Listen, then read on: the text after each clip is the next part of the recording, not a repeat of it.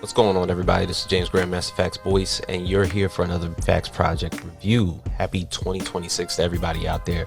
One thing we did not get a chance to discuss is this Skinbreaker issue 4 that came out in December, but I finally got a chance to read it, and I wanted to basically go over a few things with you guys. Of course, Robert Kirkman, David Finch, Rus Wooten on letters, Annalise, Leone on colors.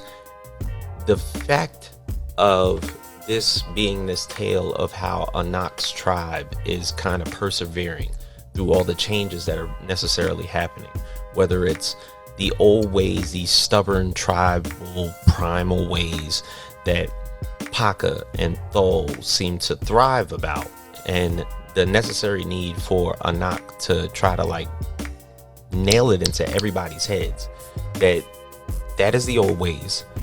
That's what probably got us killed in the long run. And I feel as though between myself and my son, who has brought water to this entire village, that I'm making things a lot easier. And it's making it easier not only for me to hunt at an old age, but for everybody in this village to hunt proficiently. And the thing is, Thul and Paca are just from this old tribal violent way. And the thing is, it all came to a head with, we understand, well, now we have a name for these creatures that are coming into the village. They're called Silver Fangs. And these are the things that not only are they hunting and eating, but the thing is, if they are not hunting and eating them, they are going to get eaten themselves by these Silver Fangs. The big thing in issue 4 is that there was an intruder. Or better yet, there was an intrusion of the Silver Fangs, who are now utilizing themselves to become predators and not prey, and entering the village unscathed by any type of alarm that possibly could be set, and are taking it upon themselves to hunt the tribe. And the last instance of issue 3 was the fact that Anok had to fight one that nobody saw him fight, and another one entered the village, and Paca was the one that slew that creature. And everybody was like, oh, Anok can't protect us, what do we do? And this provoked Paca to basically say that he was at his wit's end. He was done dealing with all this trickery and these easy provoked mechanical ways of trying to lure traps and everything like that. We have to go back to the ways of just hunting them and making us the apex predator of this entire forest. But the thing is, this is also the thing that got his dad's leg ripped off. Obviously, in one of these hunts, Thul never challenged to be chieftain of this village, was because he had lost his leg in one of these hunts. So Paca takes it upon himself to challenge Anok for the chieftain. And it's almost in the same sequence as issue 2, where Anok and Anor were basically going to go head to head.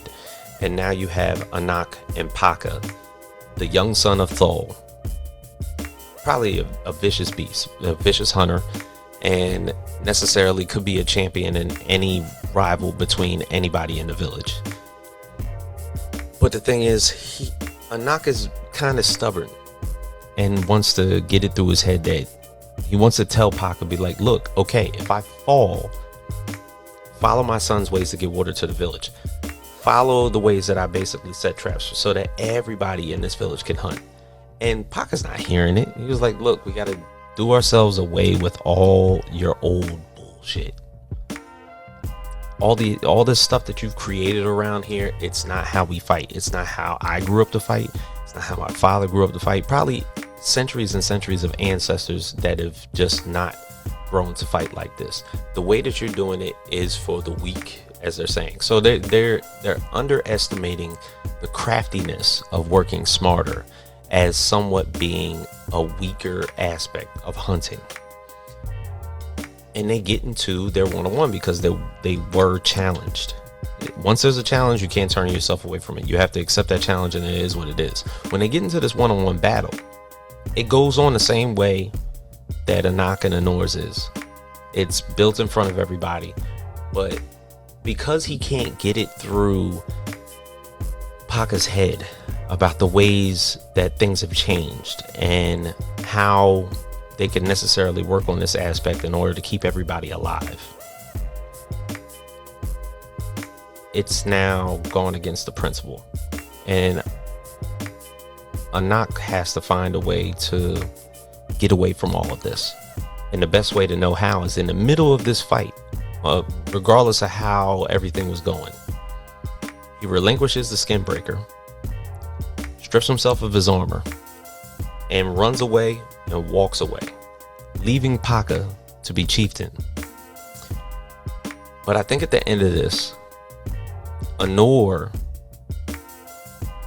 taught Anok that he has to do what's best for this tribe. So if that's him on the outside looking in while Paca is the chieftain, then so be it. I feel as though Anok is just going to turn into some type of voyeur, an overlooker of the tribe. He still has his wife there. He still has his son there. And there's a necessary skill that he has that he's still able to contribute. If Paca is going to continue to be so stubborn and go on these missions where the Silver Fangs are basically going to take him out or take anybody else in the village out, if somebody like Anok is setting up traps to where this can't happen, then he doesn't have to worry about his family or the next coming tribe's ancestors, generations and generations to come. But all in all, still a great series. So I look forward to more of this, especially going into the next few issues, 5, 6. I feel as though it's going to come to a head, or better yet, if Paca suffers like an injury or something vast to where he can't continue as chieftain, what happens next? All right. So for everybody here at the Facts Project, obviously, once again, Happy New Year. And I will see you guys next time on the channel.